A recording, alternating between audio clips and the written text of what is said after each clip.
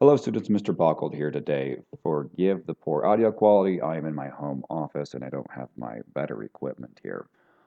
All right, so let's go over this week's writing assignment. You are going to write your own tiny love story, but before you do that, you're going to do a warm-up. Who or what do you love? So you've got this prompt here and you're going to treat it like a junior high journal entry at the beginning of class. Take no more than 5 minutes on this. That's it, 5 minutes, and you can come back to it later.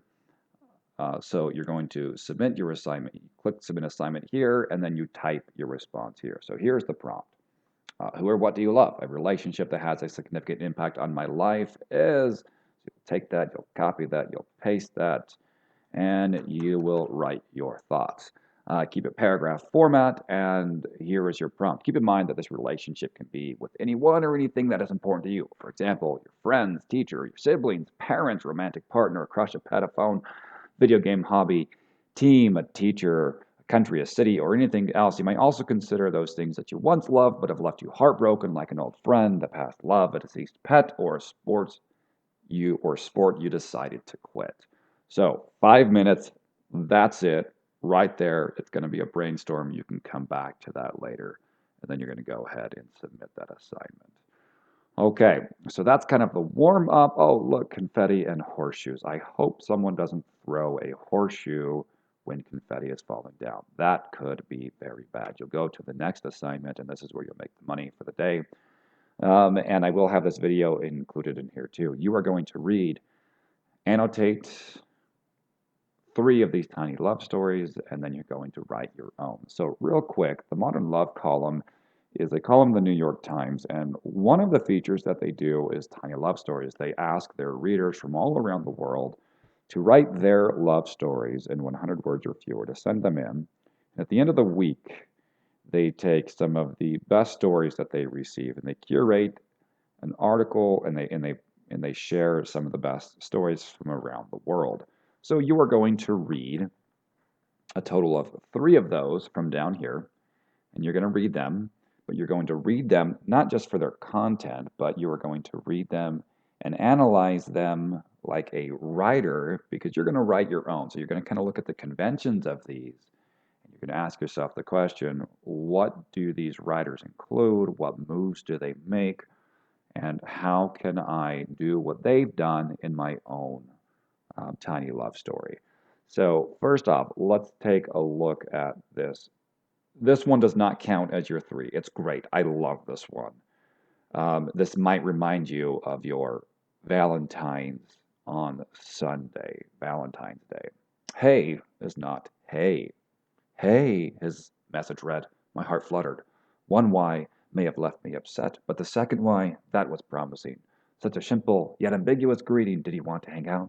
Was he going to confess his love? Oh, he was typing a double text. It was my lucky day. I broke a sweat waiting for his response. How should I respond? Hi, I am in love with you. My message had to show the same amount of interest as his. He responded. Sorry, didn't mean the extra Y. Oh. All right, so there is Julia's 100-word love story. So you are going to pick 3 more of these and annotate them, but you're going to look for the writer's moves that they make. 2 annotations per story. You've got 15 to choose from. So let me go over some of your choices. Sheltered dog for a sheltered heart. Back in the rhythm of conversation. New announcement, new name, still ours. Loved that one. My King in the Uniroyal Jacket. That's a beautiful father's one. Calling Away, Fleeing the Flames.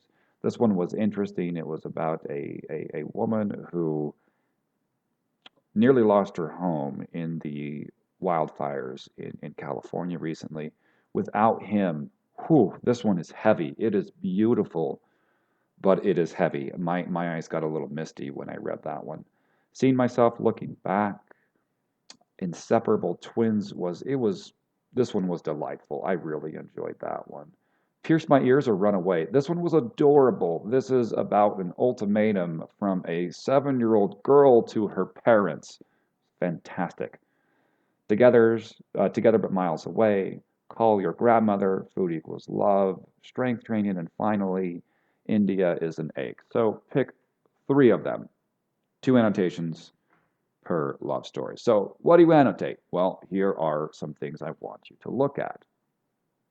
What do you notice about the types of relationships explored in the stories you read? How are they similar? How are they different?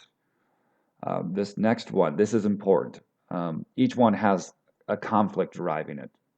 What is the conflict in the stories that you read? The conflict is whatever gets in the way from the narrator and his or her or their goals.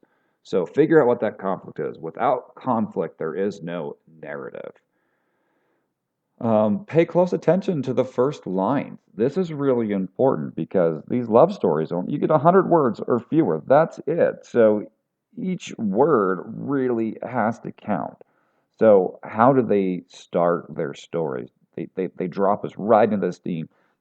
They rarely give any background information, if ever. They drop us right into the scene. Some of them start with dialogue that pulls us in. So how do they begin?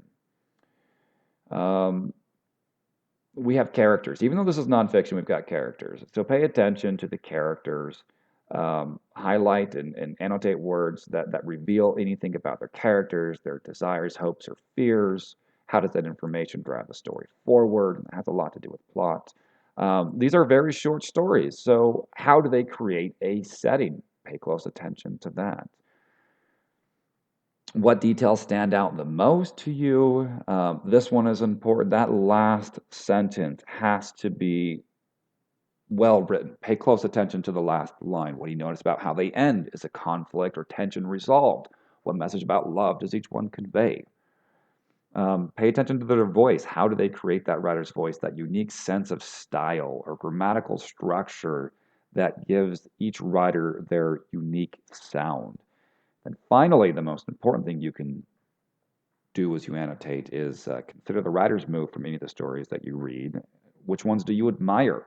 And what would you like to try in your own tiny love story? So, once again, read 3 of them, 2 annotations per story, and you are looking at the writing. Once you are done, scroll all the way down to page 7, and you're going to write your own. Write your own tiny love story of no more than 100 words. Here is how you can highlight it, you go to tools, go to word count, click on that, and it will tell you. So highlighted, I've got 42 words. Now, one student asked, if I have 101 words, do I have to get rid of it? Yes, absolutely. Think of yourself as a parent. If you had 101 kids and you had to get rid of one, which one would you get rid of? Like, figure it out. You can cut it down to 100 words or fewer. Now, you might choose to write about a relationship you focused on in the warm-up, or you might come up with something completely different. As you write, keep in mind the writer's moves you noted during your annotations and consider the tips from the editor of Modern Love. I'm going to go over these. Don't underestimate the power of a reader's curiosity. It needs to unfold in a dramatic art with mystery and surprise. This one is important. Without conflict, there is no narrative. You need to have a conflict. That said, sometimes a conflict is resolved in a happy way. For me, a happy ending is when the writer understands something that he or she didn't understand before. You'll notice that many of the stories you read, they don't have happy endings. However, they do end happily because the writer understands something they did not before. A story can end sadly in that the storyteller doesn't get what he or she wants, but those aren't depressing endings to me as long as the person learns and can express that beautifully. As part of your revision process, try starting your essay a little later in the midst of dialogue or events. Something is more intriguing for us to be, sometimes it's more intriguing for us to be dropped into the action than to receive all the background information up front. I encourage you not to give lengthy background information. You can probably just hint at that later. You don't need to give all that background information. For example, the one that does a great job with this is new announcement, new name, still ours. Like you'll notice the background information is very, very, very simple there, and we get it through this telling of the story. But there's very little background information, but we get it all that we need. So pay attention to that. Don't, start your story right in the drama. Okay. Last one. In many cases, the pretty good essay is stopped from being more by an ending that fails to boost it to another level. The ending is where the writer's thinking and understanding and level of sophistication comes to full bloom. The ending is where the emotional impact remains flat, fizzles, or soars. The ending, when done well, can feel simultaneously inevitable and surprising. All right, so you're going to come down here and you're going to write your love story, 100 words or fewer.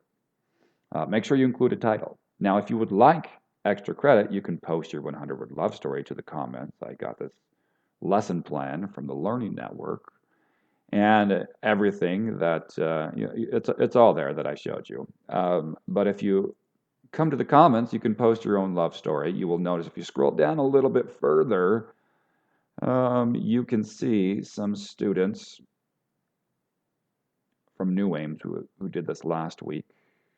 Oh, New Ames, Ashton. There's Phoebe. There's Ashton, all from Utah. There's Boston. There's Andre, there's Colin, there's Kurt, there's Owen. So we've got a lot of New Aim students who have done this. If you decide to do it, copy and paste your love story in here, and then I will give you extra credit. Remember, I need a screenshot to prove it. So you will do Windows Shift S, like we did with the comic books. You'll take a screenshot of that. And underneath the story that you write, you'll copy and paste that, and then I'll see your story pasted right there, and I'll give you extra credit. Okay, folks, enjoy this writing activity. This is Mr. Bockelt. Keep writing, keep learning.